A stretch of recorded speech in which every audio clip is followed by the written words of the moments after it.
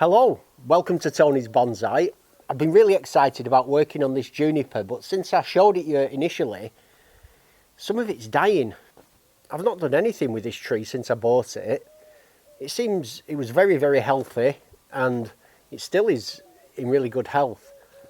But one of these branches is completely died and another of them seems to be on its way out, so I can't quite work out why it's doing this. I mean, I've not done anything to it. I've just been watering it and trying to look after it. But this branch is definitely dead, so I need to get that cut off. So this isn't one of the branches that I was planning on removing at all, but it appears to be dead. Before I remove it, I will just do the scratch test on the bark. If we look at this healthy branch here, and I just scratch it with my nail, see how it's green underneath? That means it's healthy and alive. So when I scratch the bark off this branch,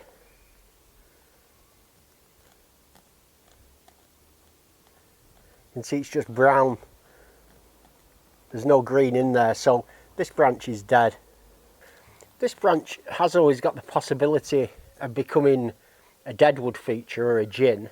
So bearing that in mind, I will take it off, but I'll just take it off there.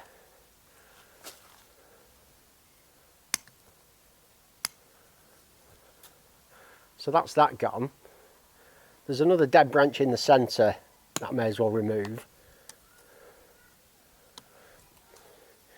And this branch here, I'll do the scratch test on it. It's brown again. So, oh, this one is damaged. That's why it's died. So at least I know why this one died.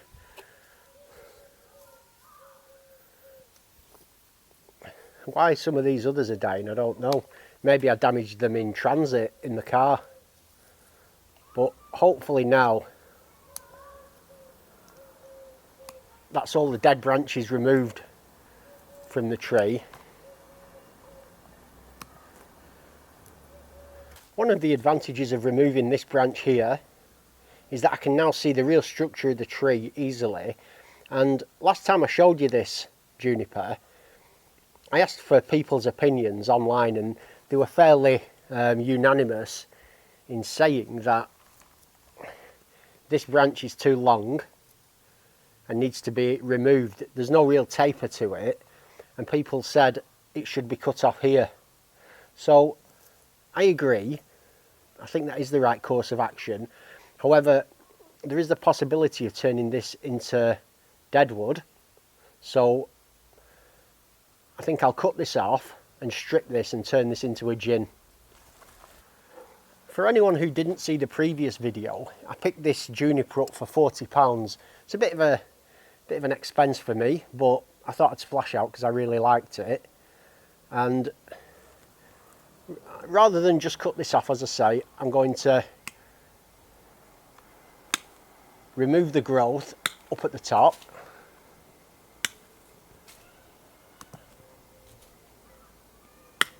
And turn that all into a gin,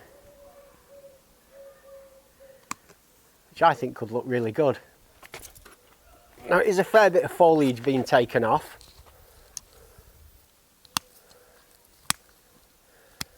I'm not being too drastic in these cuts in terms of removing the little small branches, because some of these I may want to leave on in this deadwood feature. I've not done much of this work before. I've watched videos of people doing it though. How hard can it be? And I love this kind of new experimentation on my trees. So I've removed all the foliage now, so this branch is effectively dead. And it's a question of how much of this now do I want to keep as part of the deadwood feature on this tree. I definitely want some of it. I just think it's a bit too thick, so I want to peel some of it back. this can be cut right back to there, and this can become the new sort of leader of this trunk, or I can keep this. There is part of me thinking just cut clean off here, and that's what people did recommend in the comments section, but I'm just kind of torn. I like the idea that this could be interesting as deadwood, so I'm going to start removing the bark, and you just take your gym pliers,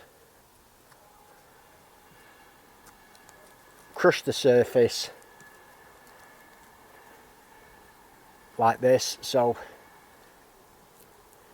you just kind of squeeze it and twist it, and it just pulls the bark straight off. And obviously, because this was still alive, this bark's full of moisture, and this comes off really easily.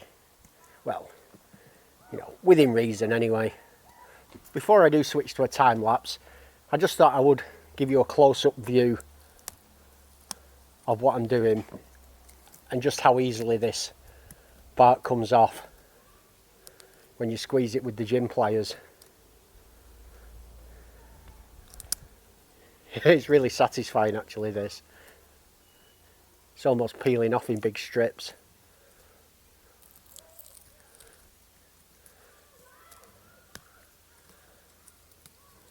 Like that. And this is where you really do need gym pliers. You could do it with a normal pair of engineer's pliers, but it'd just be a bit harder to do. This makes it a pleasure. So there, you get the idea of how straightforward a job like this is, and it's revealing the lovely orange wood underneath.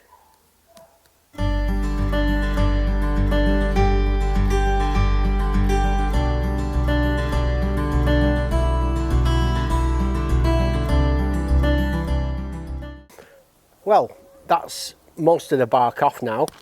I'm happy with that. There's still some bits to be tweaked and finished off around here, but I can do that later. What I want to do now is I want to reduce the length of it. This is obviously cut with a pair of cutters here with a flat end, so I want to break it and narrow that down.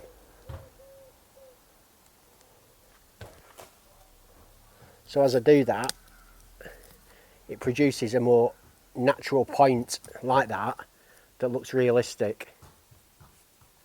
Looking at the overall design of this tree, this section, it's so thick and so long and straight.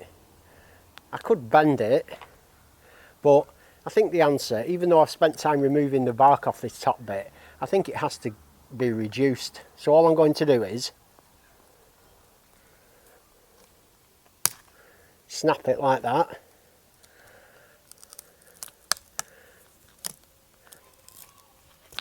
And pull that piece off. That's made it much thinner and a lot more pleasing for me. This bit's still far too chunky. I like this piece, but I think by grabbing this top bit and twisting this like this, I can reduce this down and expose all those fibres of the wood, and it'll give it a really natural carved appearance. Well, I shouldn't say carved, it'll give it a natural appearance of old wood that's been,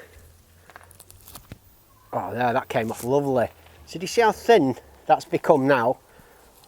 And it tapers up, and it looks like this was sort of the end of the branch. Far better, I think, that. Now this small piece I like, but again,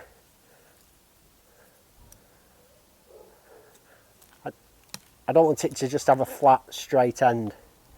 Yeah, I like that. I'll do the same on, I'll just pull that piece off there. This bit here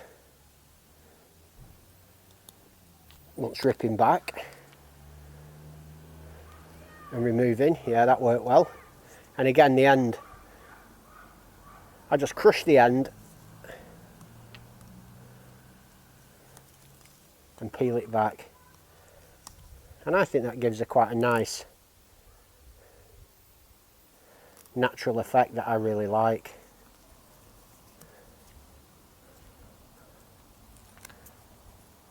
I'm just sort of peeling all these strands off, revealing the inner texture of the wood. So I like that. I'm going to have a look from the other side now, from the camera's side, see how that's appearing. Yeah, it's looking quite good.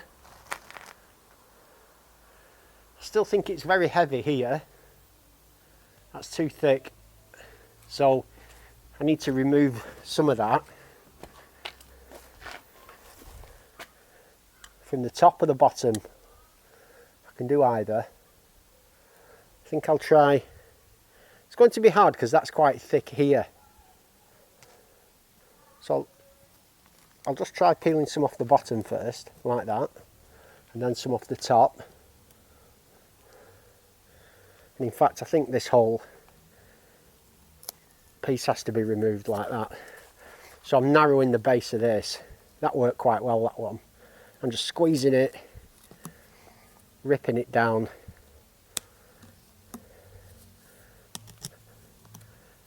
That's lovely, and this will all clean up to a very natural kind of a natural finish that looks very realistic. See, I'm happy with that.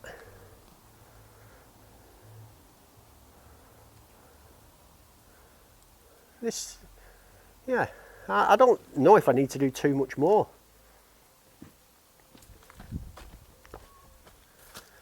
Yeah, I do, because I'm just going to move the camera. Firstly, this branch here is also going to be ginned, so I have to bear that in mind. But in proportion to the rest of the tree, this large white streak here, I find it too thick and too bulky. So I want to remove some of this thickness, and the way I'll do it is from the bottom. So I'm just going to start up at the top here, and I'll just tear this bottom section down. So I'll zoom in so you can see me doing this, because it's quite interesting. As I'll repeat, I'm not just randomly pulling stuff off. This, from the camera's view, for me is too thick, so I need to take some of this off, either the top or the bottom, and I'm going to go for the bottom. So all I'll do is grab the edge of it, squeeze it really hard with these pliers. That's why gym pliers are essential for this kind of work. Look at that there.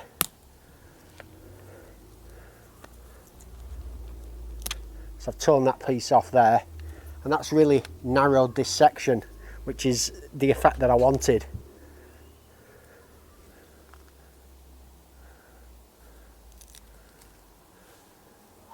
I think in terms of the design of the tree,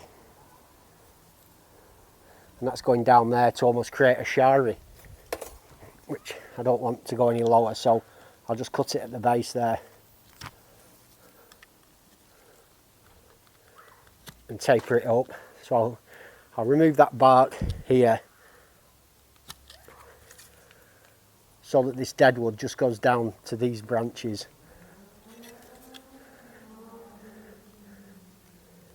I did an initial cut earlier where I encircled this branch so that none of these went too far as I was twisting them. And here, again, I'm just going to cut in so that I can remove that section there, and it kind of gives me a clean line of bark, and that clean cut there will hopefully sort of roll over and callus round and be quite pleasing to look at. That's the plan anyway. So Again, I'm just removing some bits of bark that I didn't quite get off before. And every now and again, I pull out quite a thick piece, and I'll just grab it and just rip it, just to kind of create a natural look. I'm just coming round to look from the camera's point of view now to see how this is looking. Oh yeah, see, it looks far better thinner. This it's a lot thinner down here, and just looks more pleasing to me. It's got some character. If anything, it's still a little thick up here, so I think I'll take some off the top, as it will be hard to get any off the bottom down there, but I can afford to take a bit of this top section off here. So again, I'll just grip it really tight.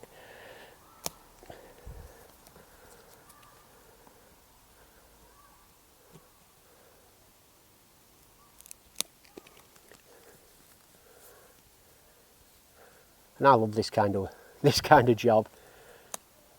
I'm going to have a go at carving in the future with some power tools and things, but for the time being, I'm happy to keep it old school. Again, I'm grabbing the fibres and just pulling. You see that little valley I just created there? That'll look very natural once that weathers in.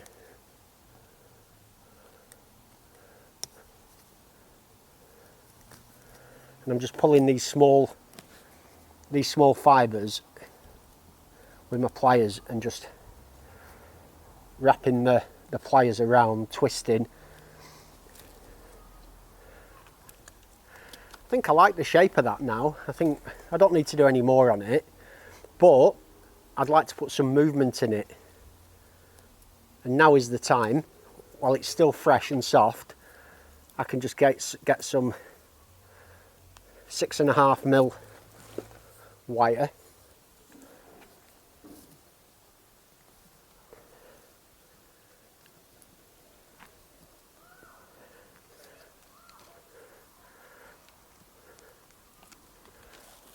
Wrap this around like this. I'm not too bothered. I'm not going to be adding any movement to that base, so it's up here where I want a really nice solid hold.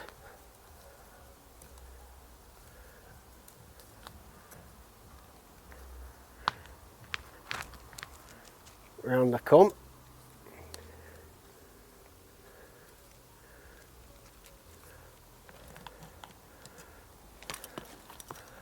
I'm liking that.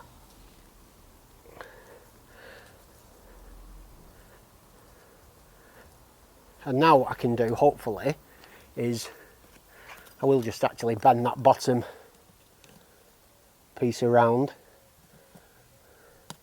just to twist it out of the way, really, more than anything. Get that.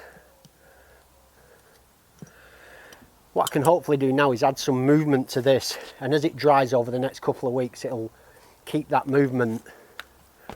How far I can go with it, I don't know. I'm going to bring it probably towards the camera first, because it's just kind of lurching out this way, but I'm thinking if I can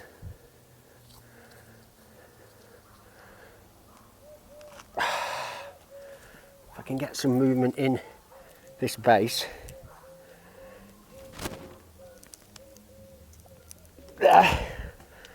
That's got a bit of movement in there, and then if this top section can come up like that,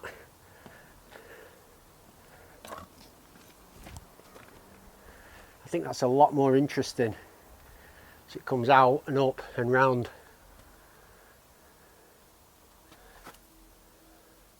And then this back piece, I'm going to apply a second piece of wire to this piece round the back. I'll just Get a suitable piece of wire for it. Here we go.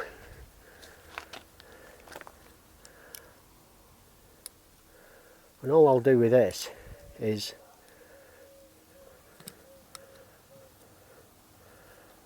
wrap another piece of aluminium wire. Ooh. That's kind of torn off that top piece now there a bit. Oh, I think I've damaged that. Yeah, I have. That'll never... I could glue it back or something, but I think what I'll do is I'll just tear that piece off. It would have been nice, but it's gone. So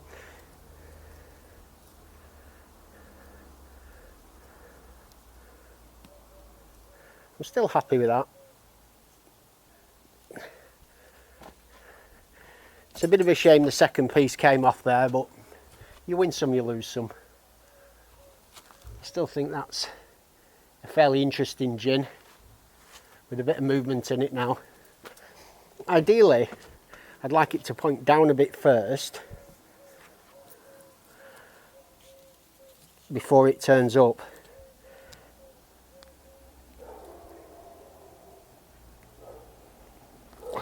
So that's down and then up like that. That's better. Yeah, I think that's quite good. I'll just leave that to set in place now. I decided to gin this first branch that was dead. This was the initial one, I think, that died off.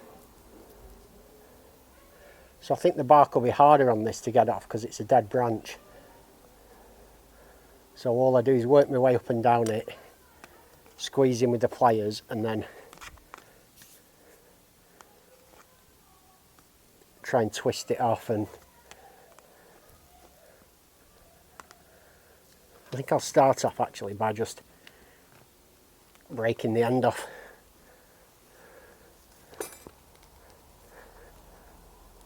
Look how rubbery that is. That's quite mad.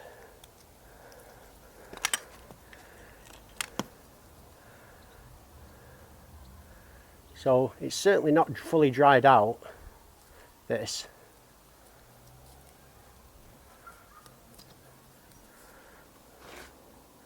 So I've broken the end there so I can peel this bottom piece off like that.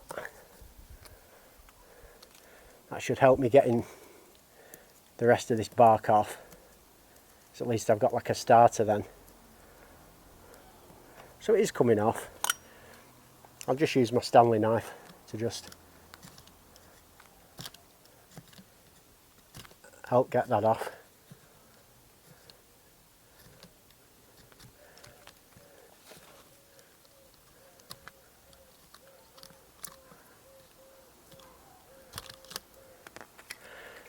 And then in terms of how long I want this branch to be, I don't want it to be this long. It's definitely too long, so I'm going to snap it back further like this. Just twist it like that. And then cut round that base. There we go.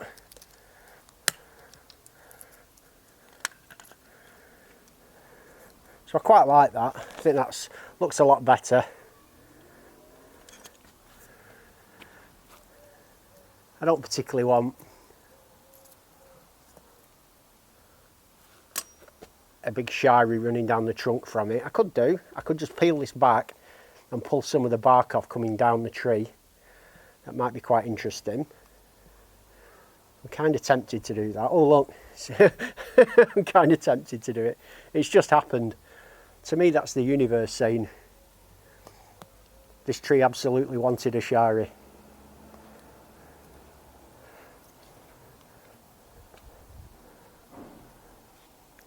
There. So by exposing this dead wood there, well, by exposing the centre wood, this bit kind of dies off. There we go.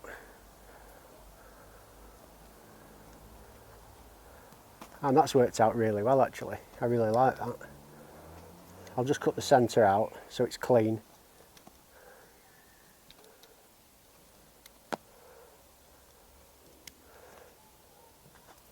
And that should kind of callus over. And this looks now like a branch that's kind of peeled backwards. Ideally I would like this to just peel down into that underneath, like that.